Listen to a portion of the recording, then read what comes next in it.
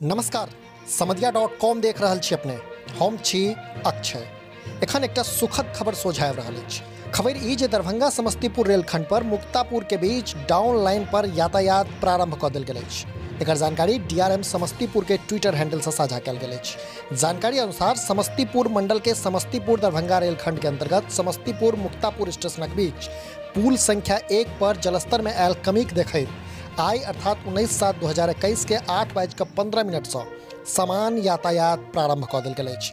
यातायात समान होबाक कारणे गाड़ी संख्या 03156 सीतामढ़ी कलकत्ता अपन निर्धारित मार्ग सीतामढ़ी दरभंगा समस्तीपुर भऽ कऽ जायत। ओतहि गाड़ी संख्या 05589 आ 05590 क रद्दीकरण समाप्त कयल जा रहल अछि। तऽ एखन के एकटा बड़का खबर जे दरभंगा समस्तीपुर रेलखंड पर डाउन लाइन पर यातायात प्रारंभ कऽ देल गेल अछि, जे समस्तीपुर मुक्तापुर स्टेशनक बीच पुल संख्या 1 पर जलस्तर में आयल कमी के देखैत कयल गेल अछि। जनतब कराबी जे एहि पुल पर बाढ़िक पानिक दबाव बढ़लाक कारणे पछिला दिन डाउन लाइन पर यातायात बंद कयल गेल छल।